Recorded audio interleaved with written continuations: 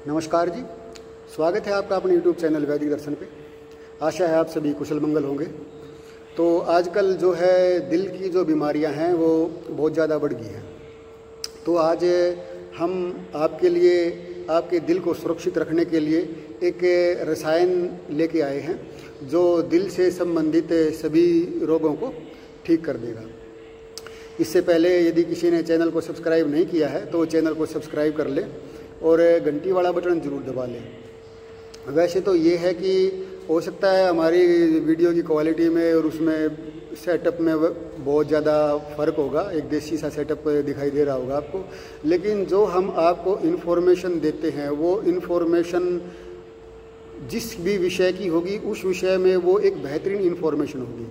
यानी कि वो जिस भी रोग के विषय में होगी, जिस भी विषय में होगी वो अपना कार्य पूरा करेगी।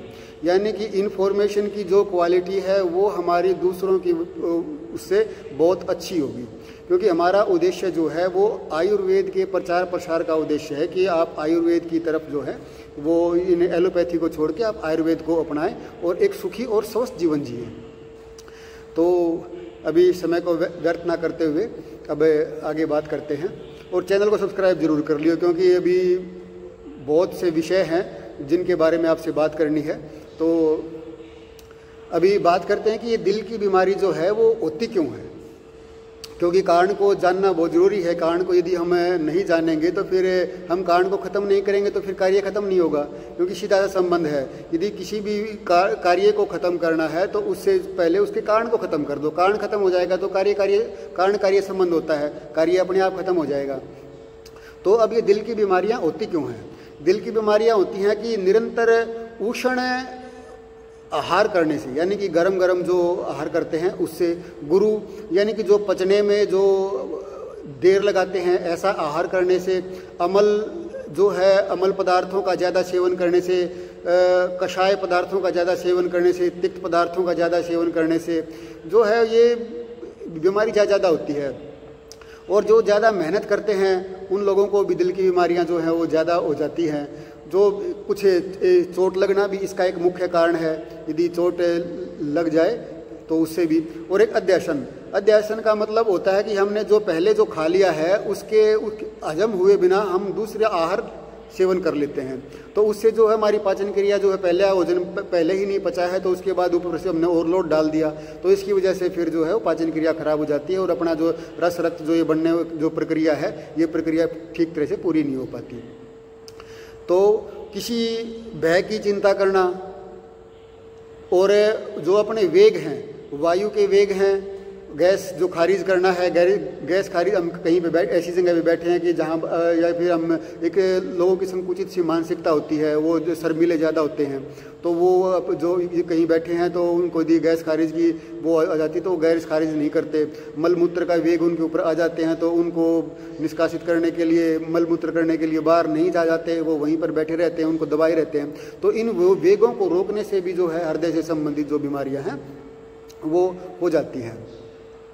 इन सब कारणों, ये सब जितने भी जो कारण हमने अभी डिस्कस किए हैं, ये सभी कारण जो हैं ये वात पित्त कफ को प्रकोपित करके और जो रस होता है, जो हमारी जो आहार से जो रस बनता है उस रस को प्रकोपित कर देते हैं। और रस यदि हमारा रस के अंदर यदि हमारा अशुद्धता आ जाएगी, जो रस से ही फिर रक्त बनता है, तो अशुद्ध जो रस के अंदर विकृति आ गई, रस के अंदर विकृति आएगी तो उससे बनने वाला जो रक्त है उसके अंदर भी विकृति आएगी। तो रस का जो आश्रय स्थान है वो हृदय है, दिल है। तो दिल का कार्य क्या है कि ये जो रक्त को फेफड़े की मदद से, लंग्स की सहायता से ये उसको शुद्ध करता है और शुद्ध रक्त जो है वो आगे पूरे शरीर को भेज देता है, जिससे हमारे सारे शरीर का पोषण होता है।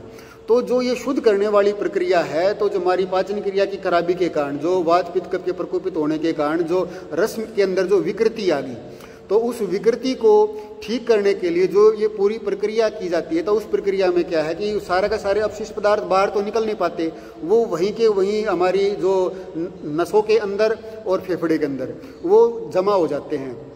तो जमा होने के कारण जो उनका कार्य है वो फिर पूरी तरह से ठीक तरह से नहीं कर पाते। तो एक तो हमारी जो रस की जो है रस के अंदर पहले ही विकृति आ गई, और उस विकृति को ठीक करते करते जो हमारे ये अंग हैं, इन अंगों के अंदर भी विकृति आ गई। तो ये प्रक्रिया धीरे धीरे स्लो हो जाती है, और हमारे को दिल से जो होने वाली बीमारियां हैं वो हमारे को बीमारियां हो जाती हैं। जैसे कि दिल का साइज बढ़ जाना, घबराहट पैदा होना, और दिल की धड़कन तेज होना, चलने फिरने में जो है वो आफना, सांस चढ़ जाना। तो ये जो समस्याएं पैदा होती हैं, और ये कई बार तो ये समस्याएं इतनी ज़्यादा बढ़ जाती हैं कि हार्ट फेल तक होने की वो नौबत आ जाती है। तो जो वैसे तो क्या है कि इसमें हमें ये जो कारण हैं, इन कारणों के ऊपर ज़्यादा ध्यान देना चाहिए, और अपनी जो ये पाचन क्रिया है, पाचन क्रिया को दुरुस्त रखना चाहिए। वैसे तो क्या है कि जो हमारी पाचन क्रिया है, यानी कि लीवर के जो फंक्शन है, लीवर के फंक्शन का और हार्ट का बहुत ज़्यादा गहरा संबंध होता है। यदि हमारे लीवर के फंक्शन में यदि हमारे को प्रॉब्लम आ गई, तो हार्ट को अपने आप ही प्रॉब्लम आ जाएगी। तो लीवर के बारे में अगले उस टॉपिक में बात करेंगे कि हम इसको स्वस्थ कैसे रखें। आज हार्ट के बारे में बात करेंगे। तो आज जो हम रसायन आपके लिए लेके आए हैं, वो रसायन है जो दिल से संबंधित सभी बीमारियों को जो है वो समूल यानी कि ख़त्म कर देगा वो। तो इसमें जो औषधियाँ हैं, उन औषधियों में अश्वगंधा, इसबगोल की भूसी, और अर्जुन की छाल, और स्वर्णमाक्षिक भस्म, ये औषधियाँ हैं इसके अंदर। इसमें क्या है कि जो ये औषधियाँ हैं, अर्जुन की छाल है, और ये अश्वगंधा, नागौरी अश्वगंधा, जो नागौरी अश्वगंधा है, तो इसको हमें जो इसका चूर्ण बना के और कपड़ छान कर लेंगे। कपड़ छान करने के बाद फिर बाद में इसमें भस्म को मिला देंगे। भस्म मिलाने के बाद फिर जो इसकी ये अपनी दवाई जो है वो तैयार होगी। और इसको क्या है कि इसकी 1 से 1.5 ग्राम की जो मात्रा है वो हमें सुबह, दोपहर और शाम को तीनों समय लेनी है शहद के साथ। इसमें शहद में इनको मिलाएंगे और शहद से इनको चाट लेंगे। तो ये आपकी दवा है, और ये इतना अच्छा कार्य करेगी आपके हृदय के लिए कि हृदय से संबंधित जितने भी जो बीमारियां हैं, घबराहट होना और सांस फूलना, दिल की धड़कन तेज होना, ये बिल्कुल ख़त्म हो जाएंगे। तो वैसे तो क्या है कि इसमें जो हमारे को जितने भी जो कारण हैं, उन कारणों के ऊपर ध्यान देना चाहिए। हमें उन कारणों को भी जो है उनके ऊपर ध्यान देके उन कारणों का यदि हम जैसे कि ये अमल पदार्थ है वे, और ये जो गुरु पदार्थ हैं, उष्ण हैं, इन कशैले हैं, इन पदार्थों का सेवन जो है हमें कम कर देना चाहिए। और मेन तो सबसे अच्छी बात है, दिल के लिए जो सबसे अच्छी जो टॉनिक है वो है हंसना।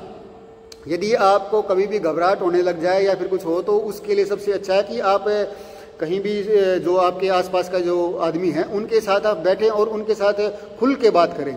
और चिंता और तनाव को तो बिल्कुल भूल ही जाएं, क्योंकि चिंता और तनाव करने से कुछ होने वाला तो है नहीं। तो जो आपके हाथ में है वो ये है कि इन सब कारणों को आप दूर कीजिए और अपने जो हृदय को मजबूत बनाइए। खूब हंसिए।